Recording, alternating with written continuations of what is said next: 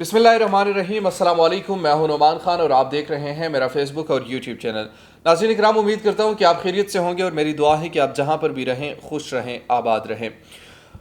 पहले एक खबर आई थी कि 21 को कौमी असम्बली का इजलास होगा। आज स्पीकर कौमी असम्बली ने नोटिफिकेशन जारी कर दिया और 25 मार्च को असम्बली का इजलास तलब कर लिया गया है। ये बहुत बड़ी डेवलपमेंट है, चूँकि कल जो अपोजिशन की जानिब से एक सख्त बयान आया था, मेरे नज़र के मुताबिक ये उसका पहला नतीजा है। जो स्पीकर कौमी असम्बली ने इजलास ही मनसूख कर दिया और अब 25 मार्च को इजलास होगा जिसमें अदम एतमाद की तहरीक पेश की जाएगी। अच्छा, इस इजलास की जो बुनियादी तौर पर अपोजिशन का क्या रद्दअमल हो सकता है, और अभी कुछ देर कबल शेख रशीद अहमद साहब ने एक प्रेस कॉन्फ्रेंस की है। उस प्रेस कॉन्फ्रेंस में बड़ी इंपॉर्टेंट चीज़ें उन्होंने बताई है। मैं साथ में वो भी आपको सुनवा देता हूँ कि शेख रशीद साहब क्या जो कल का बयान है, खासकर अपोजिशन का, ओआईसी की इजलास का वो नहीं करने देने का जो बयान था, बाद में उनके बयानात कुछ खट्टे मीठे भी आए, मगर चूंकि उनके मुंह से एक बात निकल चुकी थी इसलिए उस चीज को सबूताज करने की कोशिश कर रहे थे। शेख रशीद साहब ने क्या कहा, पहले थोड़ा सा आप ये सुनिए, बाद में इस पर हम गुफ्तगू भी करते हैं। शक्ल देखो अपनी, और ओआईसी के खिलाफ देंगे आप।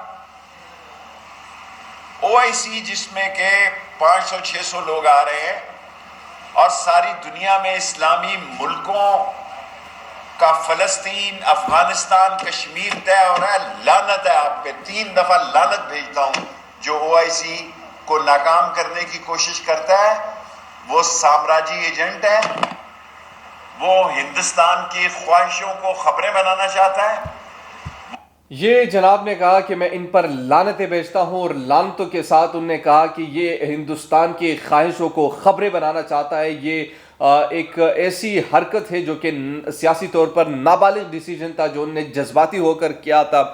इस पर शेख रशीद ने आगे क्या कहा, बहुत ही इंपॉर्टेंट प्रेस कॉन्फ्रेंस इसलिए भी है कि कुछ धमकियां भी अपोजिशन को दी गई थी। अपोजिशन को ये भी कहा गया कि आप हिंदुस्तान के ख्वाहिशों को खबरें बनाना चाहते हैं, ये साम्राज्य कुव्वतों को लाना चाहते हैं।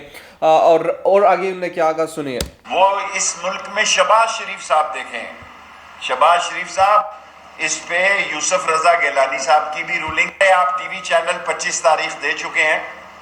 सो मैं इसमें स्पीकर साहब का राइट है, वो बताएंगे। अभी मैं यहाँ से सीधा प्राइम मिनिस्टर की पॉलिटिकल मीटिंग में जाऊंगा, क्योंकि आप सारे 25 तारीख दे चुके हैं। मुझे नहीं पता स्पीकर साहब ने आज कौन सी तारीख देनी है, लेकिन ये 25 तारीख की, जिसका मैंने आगाज में आपको जिक्र किया कि 25 तारीख का नोटिफिकेशन आ चुका है। जब इस मुल्क के 30 चैनल ये कह रहे हैं कि 25 को इजलास होगा, तो फिर ठीक ही कह रहे होंगे।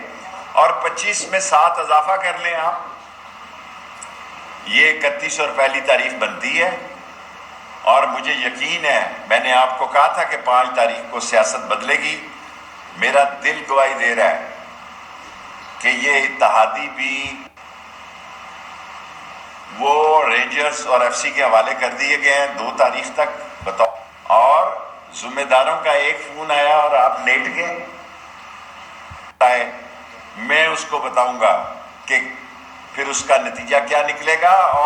और अगर किसी की जुर्रत है, अगर किसी में हिम्मत है, अगर कोई माई का लाल है, तो आकर बताए और ओआईसी कॉन्फ्रेंस में मदाखलत करके बताए।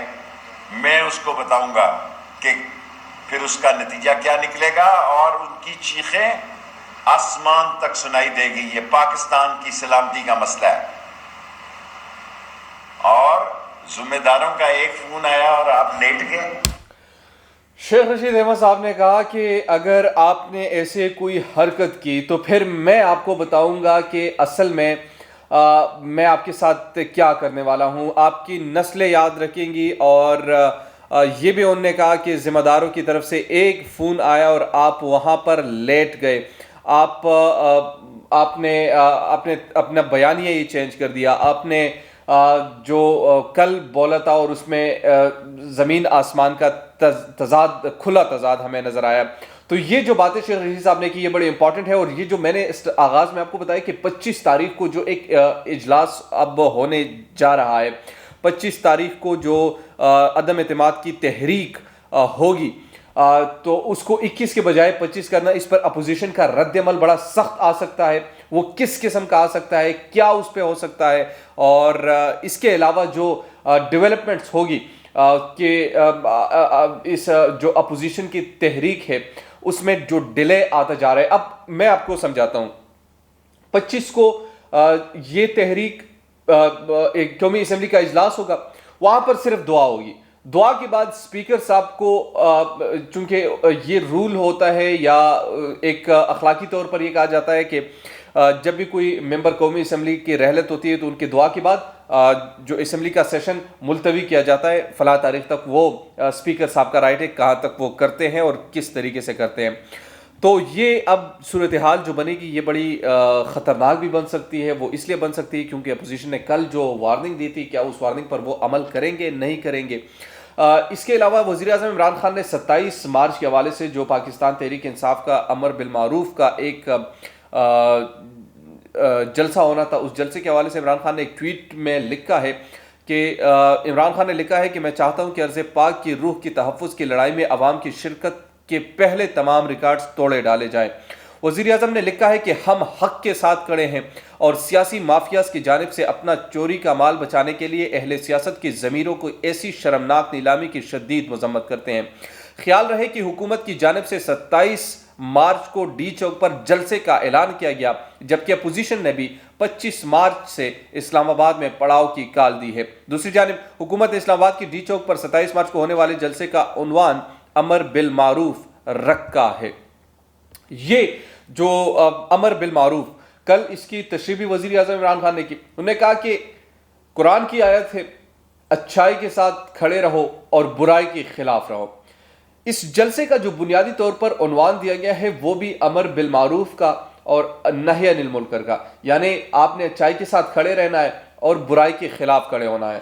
یہ بھی ریکویسٹ کی ہے وزیر اعظم عمران خان نے کہ آپ جو اس وقت جو 27 کو پاکستان تحریک انصاف کا ایک جلسہ ہوگا، اس جلسے میں انہوں نے درخواست کی ہے کہ پچھلے تمام ریکارڈ توڑے جائے اور سب یکجا ہو کر یہاں پر پہنچے اور ایک ان کو آواز دے، ان کو یہ جو مافیا ہے ان کے خلاف کھڑے ہو جائے اور کہے کہ پاکستان آج بھی اچھائی کے ساتھ کھڑا ہے.